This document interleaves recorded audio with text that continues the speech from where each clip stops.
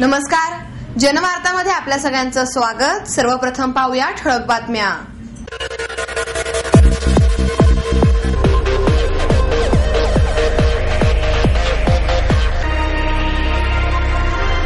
पुणे शहर वाहतूक पोलिसांच्या वतीने तयार करण्यात आलेल्या रस्ता सुरक्षा दल या मार्गदर्शक पुस्तिकेचे पोलीस आयुक्त मीरा बोरवणकर यांच्या हस्ते प्रकाशन आणि लहान सहान समस्यांकडे गांभीर्याने पाहिलं तर वसुंधरा जगेल आणि टिकेल, पर्यावरण तज्ञ सुनीता नारायण यांचे आवाहन।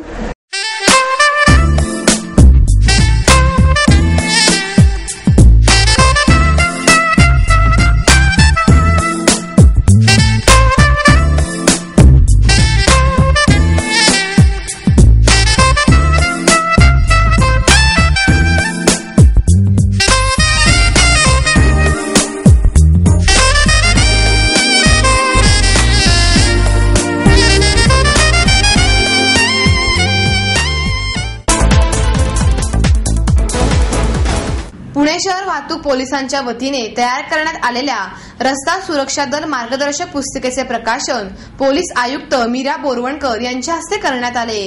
यावेळी ज्येष्ठ व्यंगचित्रकार मंगेश तेंडुलकर, क्रेडाईचे अध्यक्ष सतीश मगर, वाहतूक पोलीस उपायुक्त विश्वास पांढरे उपस्थित होते। मीरा बोरवणकर म्हणाल्या, पोलिसांनी हेल्मेट वापरणे सक्तीचे करण्यात आले आहे। हेल्मेटचा वापर सर्वांच्याच फायद्याचा आहे।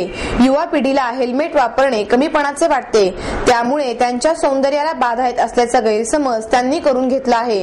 मात्र एका तरुण मुलाची आई म्हणून मला हेल्मेट सक्ती योग्यच वाटते। त्याचप्रमाणे पुण्यातील वाहतुकीच्या समस्येवरचा एक मार्ग म्हणून वाढत्या शहराची गरज लक्षात घेऊन मेट्रोचा प्रकल्प येथे लवकरात लवकर साकार होणे आवश्यक असल्याचे मत मीरा बोरवणकर यांनी व्यक्त केले। वाहतूक पोलिसांच्या अपुऱ्या संख्येमुळे वाहतूक समस्या सोडवण्यात अडचणी येत आहेत। शहराची वाहतूक सुरळीत चालण्यासाठी नागरिकांचा पुढाकार अत्यंत आवश्यक आहे। बांधकाम व्यावसायिकांनी बांधकाम साईटवरील वाळू व इतर साहित्य रस्त्यावर ठेवून वाहतुकीला अडथळा निर्माण करू नये। रस्त्यावर बांधकामांचे साहित्य ठेवणाऱ्या बांधकाम व्यावसायिकांवर कारवाई करण्याचा इशारा बोरवणकर यांनी दिला। शरद कला आणि सांस्कृतिक प्रतिष्ठानच्या वतीने देण्यात येणारा राम कदम कला गौरव पुरस्कार ज्येष्ठ गायिका उषा मंगेशकर यांना खासदार सुप्रिया सुळे यांच्या हस्ते प्रदान करण्यात आला। माजी खासदार श्रीनिवास पाटील, उद्योगपती विठ्ठल माणियार, प्रतिष्ठानचे संस्थापक अध्यक्ष लक्ष्मीकांत खाबिया, समर्थ दर्शन मंडळाचे श्रीराम साठे, विजय राम कदम, श्यामला गायकवाड, प्रदीप कंद आदी मान्यवर यावेळी उपस्थित होते। उषा मंगेशकर म्हणाल्या, लावणी हा माझा प्रांत नव्हे, मात्र रामभाऊंनी मला तिचे अनेक प्रकार शिकविले। लावणीसाठी माझा आवाज योग्य नसताना त्यांच्यामुळेच या प्रांतात मी मोठी झाले। रामभाऊंनी लोकगीतांची आवड लावली आणि मला गावरान भाषेकडे वळविले। गाण्यामध्ये कोणते शब्द कसे व कोठे वापरावेत म्हणजे गावरान भाषेचा रंग चढतो हे रामभाऊंमुळे मला समजले। त्यांनी शिकविले त्याप्रमाणे मी गात गेले आणि ती सर्व गाणी गाजली। त्यांच्याबरोबर आणखी गाऊन लोकगीतांचे निरनिराळे ढंग आणि मातीचा गंध कळावा अशी माझी इच्छा होती। रामभाऊंच्या नावाने पुरस्कार मिळणे खूप जरुरीचे होते। गाण्याला शब्द कळा लागते।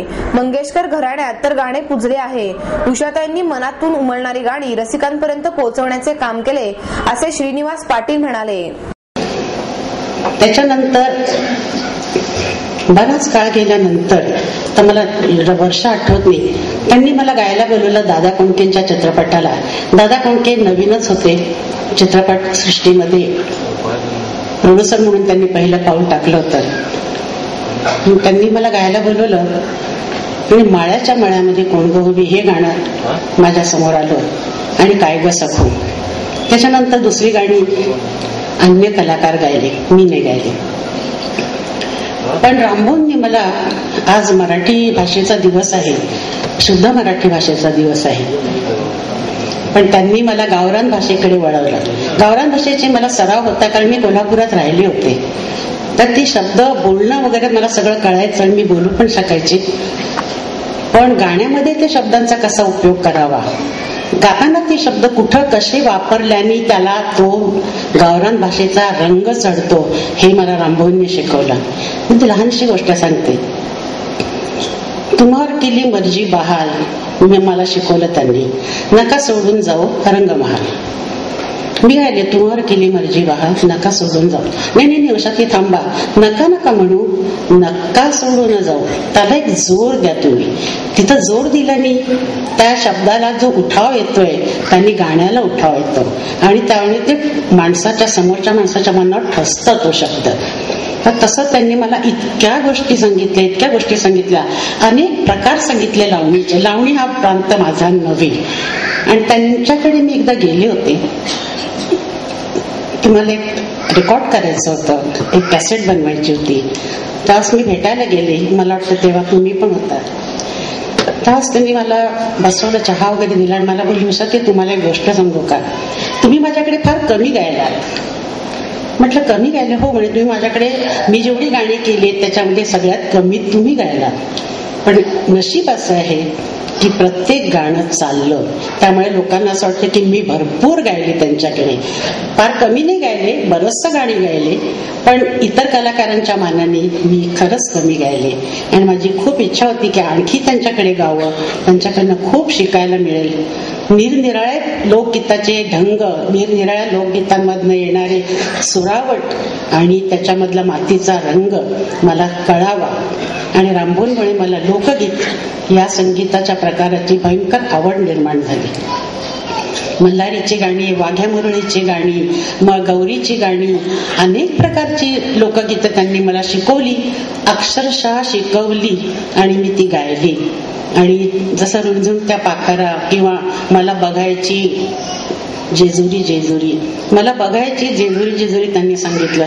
तर त्यावेळेस मला बोलले, अहो बघायची नाही म्हणायचं, मला बघायची, बग्गा म्हणा तिथं, म्हणजे जोरात बोला तो शब्द आणि डबल करून बोला. अशी जोडाक्षर त्यांनी मला अनेक वेळा सांगितलं की इथं नाही असं, इथं नाही असं. तर त्यांच्यामुळे ते माझं गाणं असं सुधारत गेलं. आणि लावणी करता जो आवाज फिट नव्हता तरी सुद्धा तो लावणीला फिट बसला आणि मी माझ्या पद्धतीने आणि रामभोनने शिकवलेल्या पद्धतीने लावणी गात गेली, लोकांना आवडत गेली. याचं संपूर्ण श्रेय मी रामभोनना देते.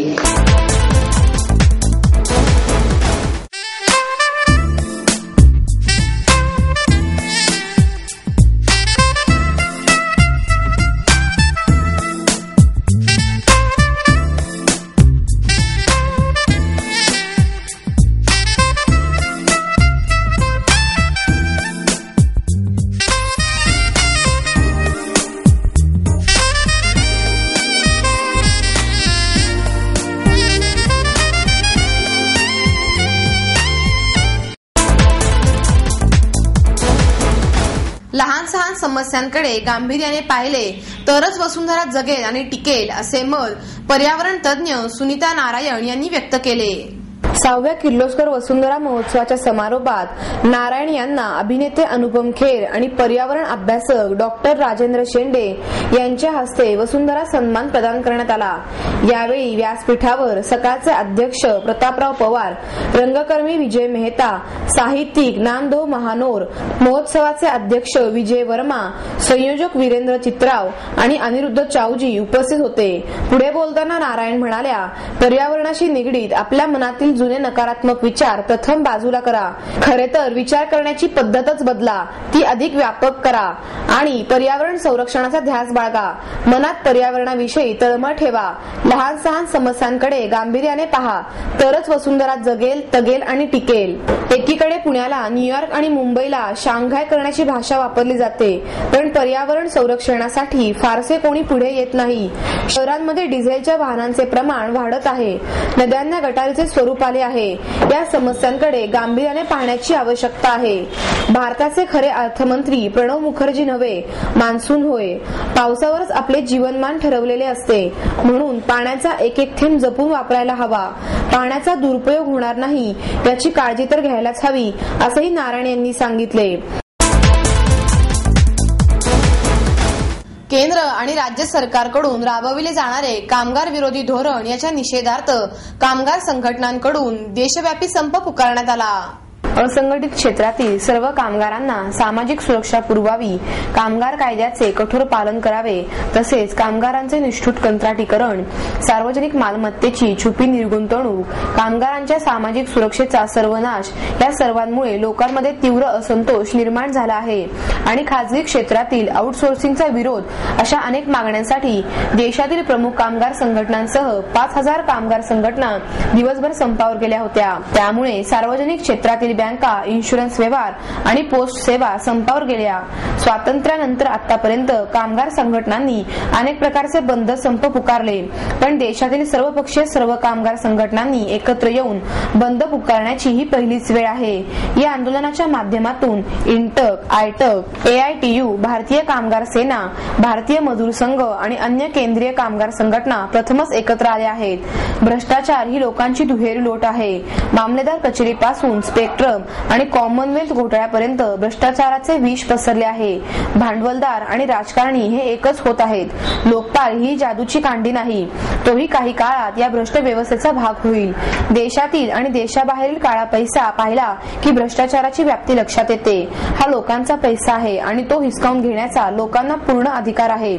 सार्वजनिक वितरण व्यवस्थेपासून पेन्शनपर्यंत सर्व काही लोकांच्या हातून काढून घेण्याचा प्रयत्न होत आहे। याचबरोबर सार्वजनिक क्षेत्राची पुनर्रचना करून तेथील कामगारांना देखील पेन्शन सारख्या सुविधांपासून दूर करण्याचा घाट घातला जात आहे, असे सर्वचारिक वर्गाचे म्हणणं आहे। यासाठी हा मोर्चा काढण्यात आला होता। या संपाबाबत पुढे बोलताना मुकुंद रानडे म्हणाले, महाराष्ट्रातील 15,000 वैद्यकीय प्रतिनिधी आणि देशभरातील सुमारे 1 लाख वैद्यकीय आणि विक्री प्रतिनिधी आज देशव्यापी संपामध्ये सहभागी आहेत। वैद्यकीय प्रतिनिधींना सुरू असलेल्या कामगार कायद्यांची सुरक्षा मिळाली पाहिजे, महिला वैद्यकीय प्रतिनिधींना संरक्षण मिळालं पाहिजे आणि स्मॉल स्केल सेक्टरमध्ये कार्यरत असलेल्या वैद्यकीय प्रतिनिधींना 10,000 किमान वेतन मिळालं पाहिजे।